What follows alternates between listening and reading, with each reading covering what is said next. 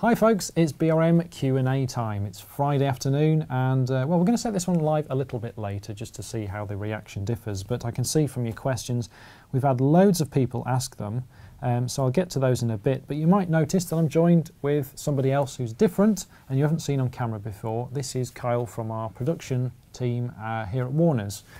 So Kyle, 2 years is it now? Yeah, just over 2 years. Been working on BRM, so I've seen quite a lot. It's interesting. Yeah, so Kyle hadn't really, I don't think he'd know anything about model railways before you started. It's amazing how much you actually pick up just doing the job, so it's quite interesting. I think you've got to, Kyle's definitely picked up the sort of the knack of producing the DVDs. I mean, when you first started, I know Martin at the time was doing some of the production. That must have been quite nerve-wracking to sort of, here you are, here's a DVD, go out and produce it type thing. Yeah, because obviously there's a template to follow, so you just go along with that. But the first few DVDs were a bit, I don't know, just a bit different because the subject I don't really know a lot about. I still don't know a lot about it, but I think you've picked up a lot along the way. Picked up quite a bit, I think. So. And from what we've heard from viewers, people are really enjoying them. So, yeah, you're doing a great job, Kyle. I'd have to ask though, because we were at Spalding Exhibition 2 weekends ago now, weren't we? We're getting the latest video for the February issue of the BRM TV DVD, a layout called Port Hulin. I believe that's how it's pronounced. So it's on the line to Kyle, isn't it? Yeah, it's on the Kyle line. Kyle line, hence why the owner took a shine to you. But what was that like, filming that at the show? Because this is the question that some people might ask or think or wonder when you've got so many people around a show. Yeah, so obviously we've done a fair few show layouts now and we tend to run into the same sort of things. So you have lighting issues and then audio because it's quite loud and bustling. So when we're doing the interview, we quite often get quite a lot of the sort of room ambience, which is sometimes a bit difficult. But in general, it's all right. But the one at the weekend was good to film because it was on an arc, so it was quite accessible from both ends. You could see a lot of the layout. So that's the thing we run into quite a lot with a lot of the Wally shows and things. There's the barriers and then you're restricted to what you can you've got barriers and people are always trying. If you move the barriers, people get upset that they've paid the money through the show, which is fair enough, I can understand that. But on occasion we've visited some clubs and we've gone to people's houses to film as well, haven't we? So we've sort of seen the whole aspect now of how, you know, these different layouts are exhibited or whether they're home layouts. But yeah, so it was an enjoyable show, really packed Spalding show this year. I think it was actually, with hindsight, a lot better than the previous year's show. So definitely recommend that one next year if ever you're in the Lincolnshire area. Yeah, what do you think is your highlight of filming so far? We've been to all sorts of different places. So it's always good when we go out and see something that you wouldn't normally be able to get access to. So when we went to North Norfolk and we was on the footplate, absolutely freezing cold. So it was, what was it, February?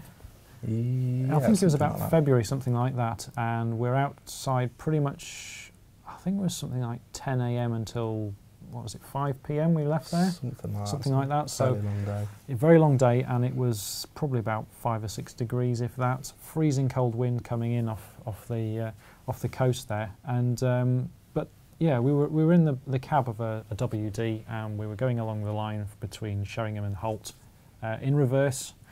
And it started to rain, and the rain was just coming in at literally 90 degrees into the cab as we were going back, and that was cold. I mean, it was brilliant to be by the fire, but we only felt a tiny little bit benefit of that. And of course, we got to cook bacon as well and some eggs. Yeah, that was good. Did you try those? I can't remember. Yeah, we halved a sandwich. And it was a bit charcoaly, but not too bad. It was all right. It was all right. So yeah, well, let's get stuck into some questions, and then we'll ask a few more. So, okay, one here from George Howard. He says, "What's the one thing that you think every single layout should have, regardless of size or era?"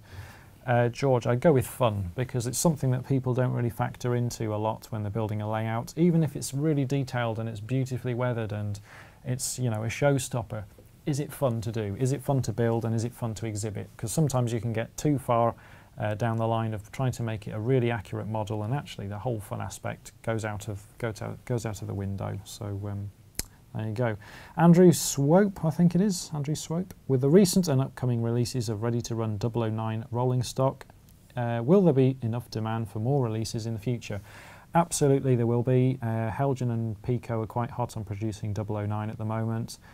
He says perhaps some Festiniog or Welsh Highland Railway stock. Yes, quite possibly. That would be nice to see.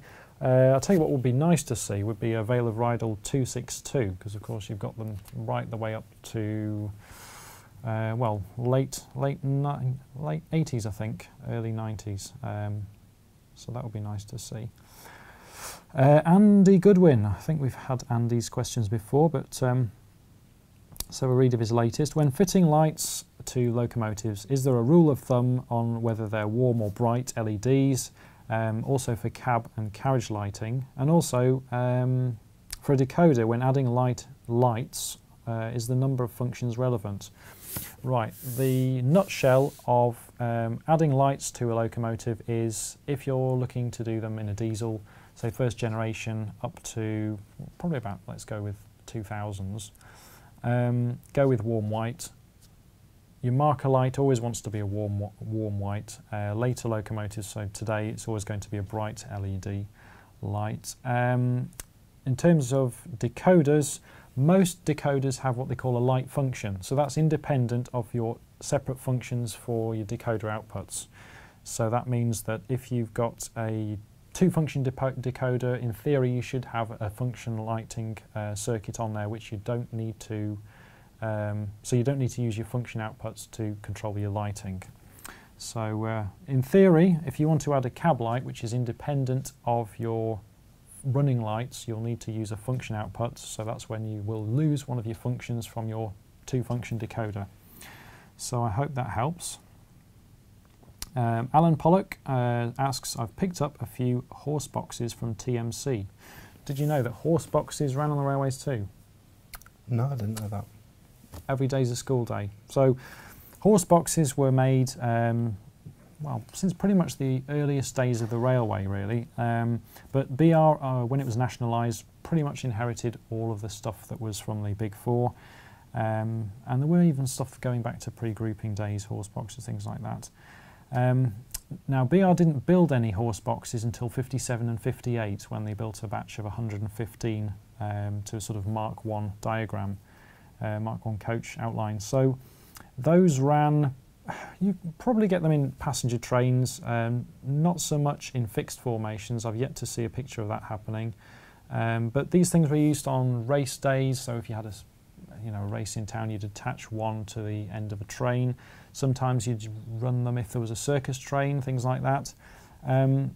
Interesting point about them as well is that in the earlier days, before of course speed restrictions were imposed, or rather lifted, and your lines increased in speed, you could go down to your local station and book a horse box if you were travelling by horse, say for instance, or you had a horse to take somewhere.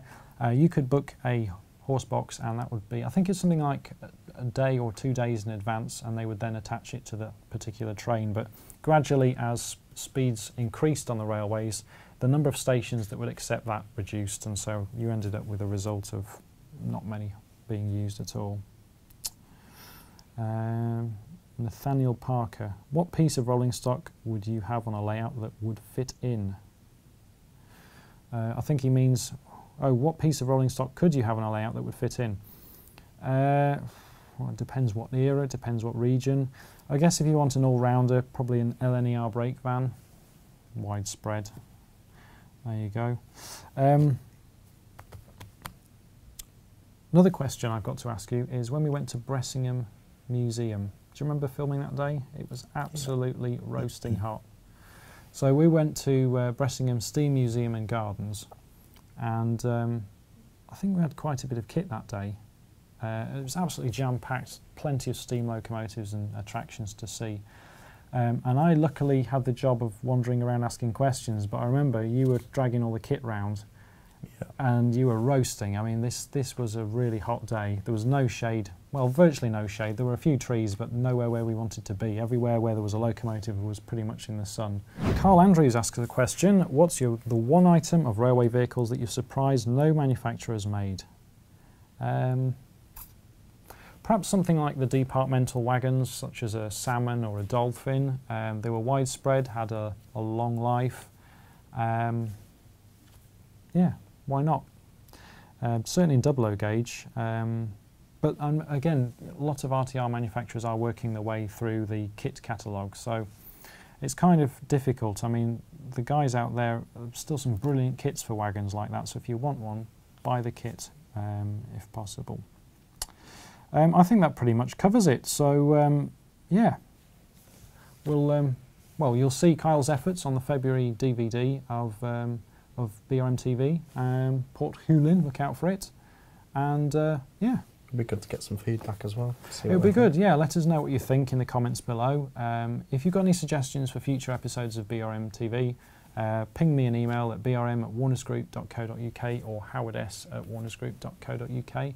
And until our next encounter, happy modelling, and keep posting your questions on Facebook at the next event.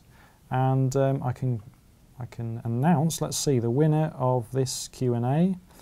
Is Andy Goodwin. So congratulations to Andy. I'll get that boxed up to you and in the post next week.